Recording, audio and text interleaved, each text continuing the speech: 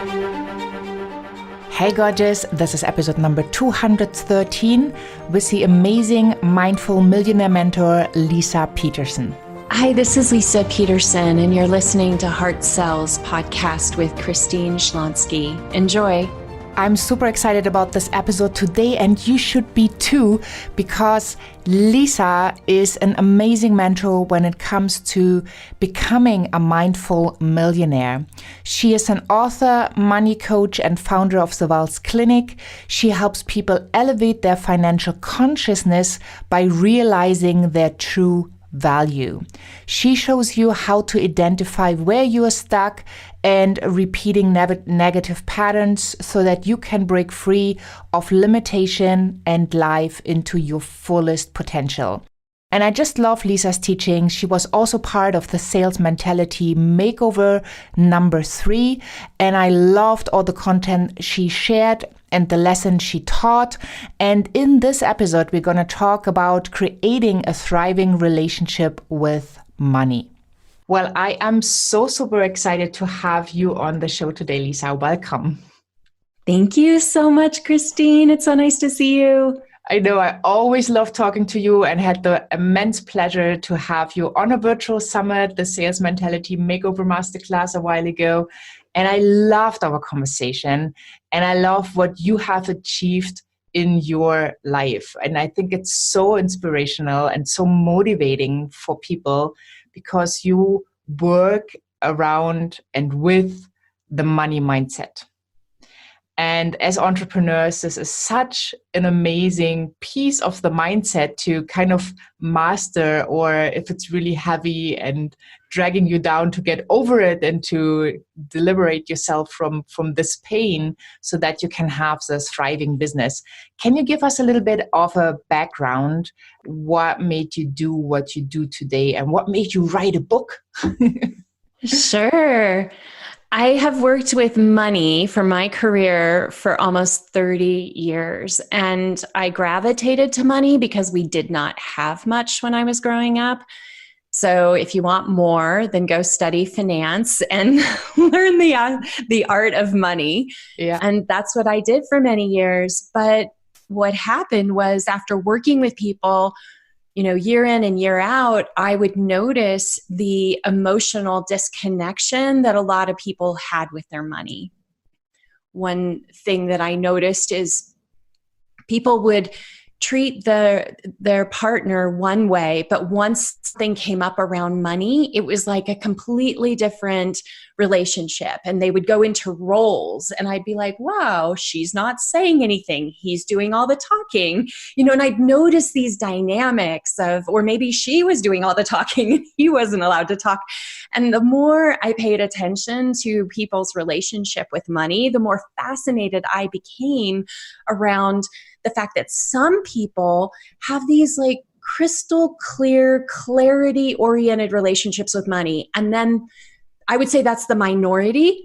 And then the majority, there's a lot of emotion, there's a lot of frustration, there's a lot of avoidance. And I wanted to know if there was actually a way to change people's behavior, from their inside out, so that they could enjoy life more and not suffer so much in their relationship with money. And that's what I set out to do about 6 years ago. Yeah, awesome. And you achieved great success because you yourself, you kind of changed how money feels, how that energy feels. And you teach a lot about money and energy and the chakras and where we are actually also blocked in our bodies.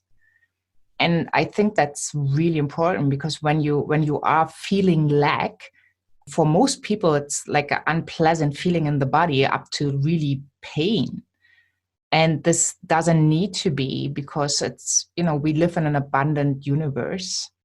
And if you take the right steps and shift your mindset, you can live a life like you can be financial free. And you have achieved that a while ago.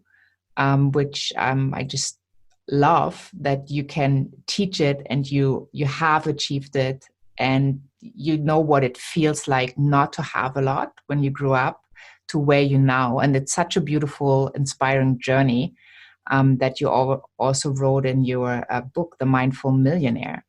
So tell us a little bit, why did you feel you have to write a book? The reason I think I had something different to say than what all the finance books say, and also what the spiritually oriented books say, is I felt like I'm very intrigued by the both and. Like, how can we be wealthy and spiritual? How can we bring our, financial wealth into our inner understanding? And then how can we take our inner understanding and bring it into our relationship with money?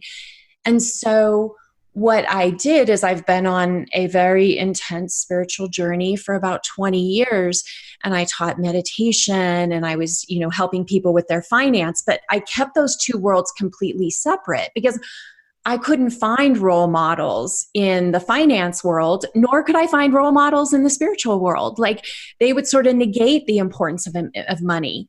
And I'm like, but wait a minute, how are you going to be living a thriving, spiritually vibrant life if you don't know how to keep the lights on for your home, or you don't know how to take care of helping your children maybe go to get an education, or you can't buy health insurance? You're not going to be putting your head down on the pillow at night and having peaceful dreams when you are afraid of survival, let's put it that way. So I knew that kind of culture, and the culture that we live in, was ripe for learning new strategies. And that's when I started to bring these modalities together. And I'll be, really clear and say, I create frameworks, and then I continue to learn from those frameworks. And that's when something is really rich and meaty, when even the person who sort of channeled the teaching is learning alongside of everyone else, because there's so much inside of this vast relationship with money that it becomes fun. There's no right or wrong. It's like, well, how does that make you feel when you learn about the root chakra, or you learn about the solar plexus chakra, and you think about your relationship with money? How does that help you? And I'm learning as we all are. Yeah. I think everybody who teaches something is also learning it at the same time. I think that's just the nature of choosing a field that, that gets you excited and motivated to study more and more and more. And obviously we can only give to people more when we grow all the time. Yeah. Otherwise they're gonna surpass us, which, is also amazing, but it's probably not really how you serve on a deeper level. So why do you think an entrepreneur really needs to get this concept of the money mindset and has to shift into a place where it feels more open, more abundant? Why would that be important? I mean, I can be a good entrepreneur. I can have strategies and go out there and hustle really hard. And then at the end of the day, if I'm working hard, I'm gonna make some money anyway.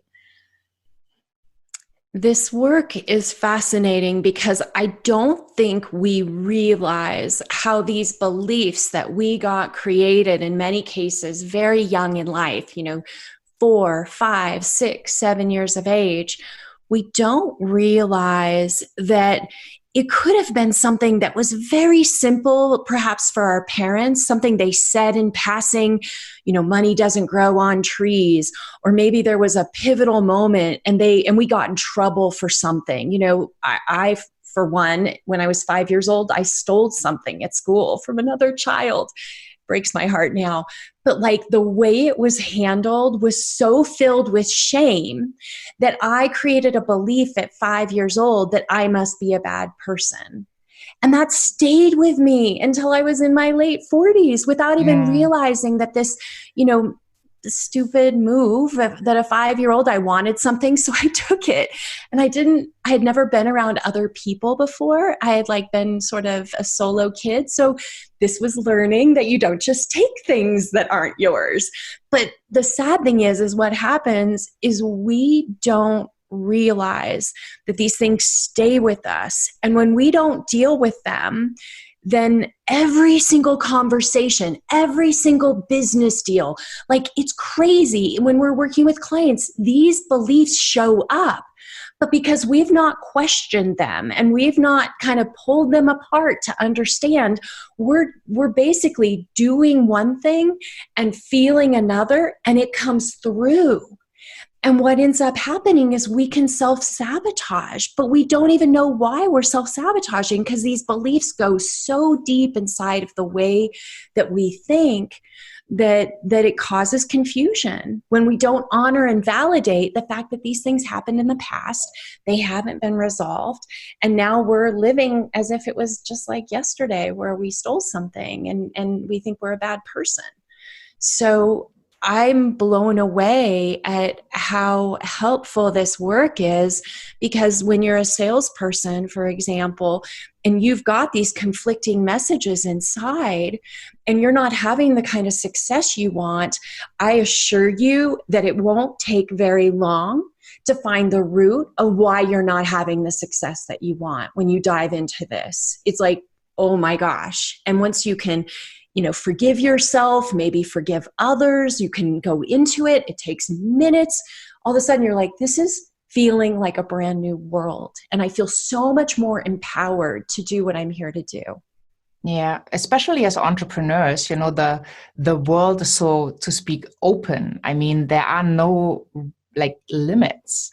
You can sell a ton of your services and you can make a ton of money. And what I also see is that some entrepreneurs who really start thriving, then all of a sudden they realize they make more money than their parents, or maybe than their parents combined.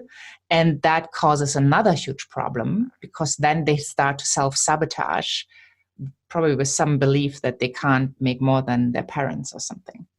Mm-hmm. Yeah. And that's a perfect example of a belief where there's a ceiling of what's appropriate.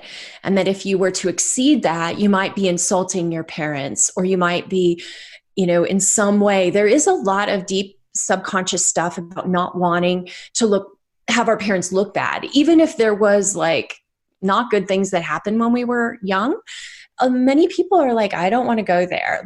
My parents, I want to keep the peace. And so when we don't examine what those beliefs are, then there's the ceiling, or there's the fear of success, which is a pretty common fear. Totally, yeah. And many people are not even aware that this exists. Mm-hmm. Before I started that inner work, if you would have told me fear of success, no way. But then when you look closer, it's oh, this is interesting. It's not the fear of fear, it's the fear of success. What do you do when you all of a sudden get there?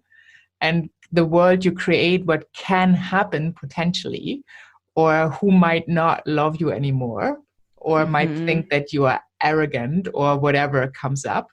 That's really an interesting journey that, you have to deal with it. You have to kind of get it in your conscious so you can work on it. And then you get over it at some point. That's the beauty of it. But you have to catch that this even exists, right? Totally. In writing the book, when we first said hi today, I mentioned that I needed time to grow into being an author, because I've never been an author with a book that I think has the impact that could be really large.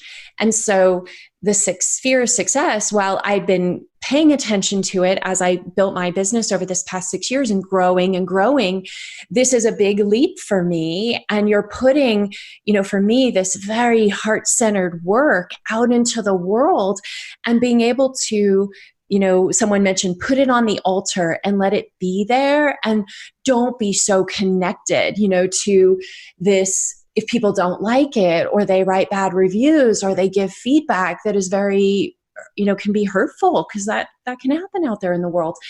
Making sure that we're able to be okay with that, and that we're not going to stop showing the world how to do our work because a few people criticize it, right? But learning how, so success has lots of different elements to it, and is quite complicated when you get into it. Yeah, that's interesting. So do you remember the very first thing that you ever sold in your life? I do. I sold seeds when I was 8 years old. I was doing mail order because my age, we used to do like pen pals and send, requests with a little voucher to buy some seeds. And I would take these seeds door to door in my neighborhood when I was 8 years old. And I thought it was pretty cool when people bought, and then I got to make some money. Yeah. So how did it feel when you made your first money? Like somebody gave you something for your seeds? I was hooked. Like I was hooked. So when I had sold everyone in the neighborhood, you can only go so far at 8. I think I'd go maybe not a mile, but maybe half a mile away from my house. I went as far as I could feel comfortable. And then I was like, I got to find something else to sell them. So then I was selling chocolate and flowers and and then I started mowing lawns and weeding. I was always hustling, and I'd make flyers. I mean, it just blows my mind because not all children are so interested in money at a young age, but I was one of them. And it is pretty funny because my kids have not been like that at all. I was like hoping they would be, but no, everything's good. Yeah, but that's so interesting. So you were like a natural born entrepreneur, so to speak. Mm-hmm. But it took quite a while to take that leap and to do your own thing. Yes. I've always been in sales in some component in pretty much every job I've ever had. And even if it wasn't a sales job, I kind of made it into a sales job because that's the way my mind works. Even as I was a claims adjuster, this is what's coming up for an insurance company. And I would sell the settlement to the people. Like, well, this is what you're going to get. This is how much money this claim is worth. So I was selling all the time. But because my parents had struggled so badly with finances growing up and they were entrepreneurs, I had a deep-seated fear of complete failure, collapse, financial ruin, which had happened to them. I was afraid of it. So I had trouble leaving my regular job, leaving a traditional job until 6 years ago. I couldn't do it. I was just too scared. Yeah. Wow. So how did you get over that fear?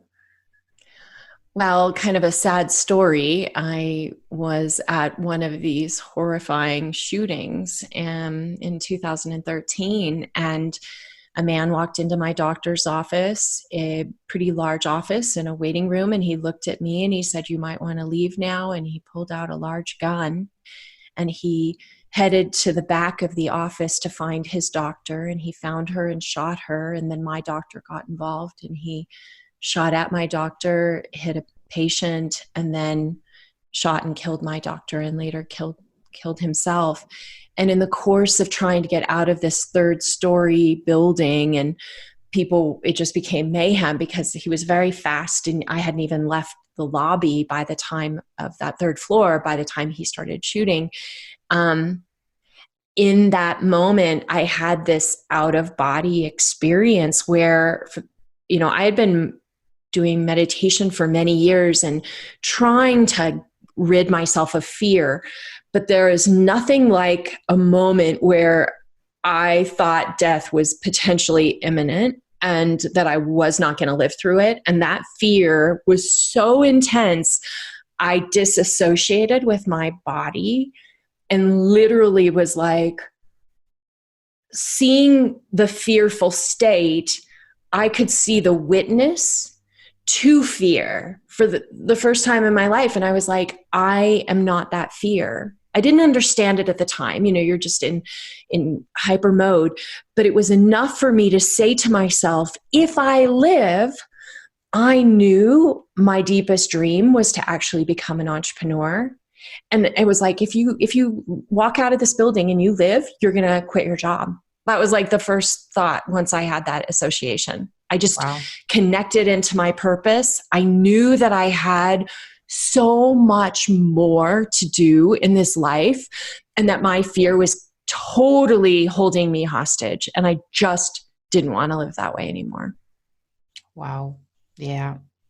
Thank you so much for sharing that story. I think that's so inspiring.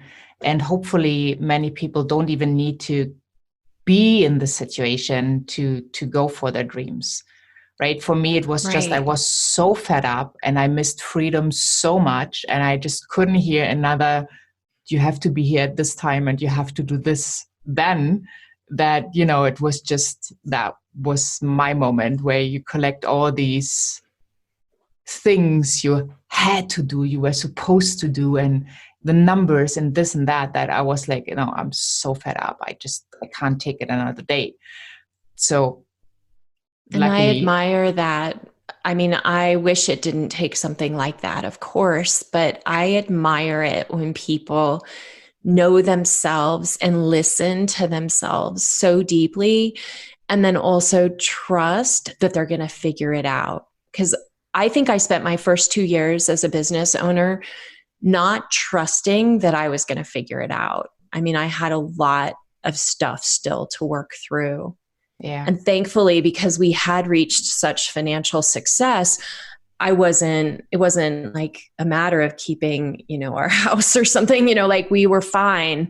And it gave me a few years. I also think, and maybe you had this happen too, where when you leave a super intense corporate job, there for me, I think there was some downtime of like, literally allowing my nervous system to relax and to not be in that pressure situation. And there was a lot of healing going on for that first 2 years. Oh, I totally agree. Like the first thing I did, I was like, I got to claim my freedom. So I started traveling like crazy. Right. So, and I started building my business a little bit on the side. So at least I knew there was a demand and some people had already paid me. But like the big jump, the big leap, right? That was kind of scary. And, I took the months after, I traveled for whole months to the US, just had a great time, connected with a lot of people, and just you really lived that laptop lifestyle that I was craving so much. And then I basically had a whole year with a ton of travel. And now I'm like, yeah, I really want to settle a little bit. I want to be at my desk. I want to be at home. I want to be with my husband and my dogs and cats, and I want to go in nature. But, almost every morning when I wake up, I'm so grateful that I can wake up and then I tell myself what I want to do. Mm-hmm. And I don't have to catch a train. I don't have any commute. It's just, it's amazing. You have your cup of coffee, you can go outside, or, in winter time, obviously not, but just that, the feeling and the knowing that whatever it is, I decide the next step. And obviously, there's self-sabotage. Sometimes we're just in our way. Sometimes we just don't feel like it. And then there's doubt creeping in. And then the confidence is coming back. So it's like ups and downs. Obviously, that I think that's human. But just this deep knowing that it will work out, right? Yeah. And it might not explode right at the beginning, but you are set on the path that gives you that joy, that excitement. I'm curious for you, what has come up when you know that you want to grow and you want to expand? So you're pushing yourself, but you're not wanting to push yourself so much that you end up kind of treating yourself like you're back in a job. Like, how do you find that balance? Yeah. Does that make sense? Yeah. Oh, totally. Yeah. And obviously there are some times that are, especially when you, for example, prepare like a virtual summit, right? Then, times are more intense. And then on the other hand, I do take time to slow down and to connect, to be in nature, or, I still have some challenges sometimes to like book a whole day in the spa. Where, I probably read something or listen to an audiobook that, gets my attention. So it's still self-development at some point and kind of work if you want. But I think what really helped was not really dividing up, well, this is work, this is life, putting those two pieces together and knowing that I do something that I just love doing. And when I do not feel like doing it, giving myself that break. Mm-hmm. Beautiful. So yeah, like really, trying to figure that out. Wow.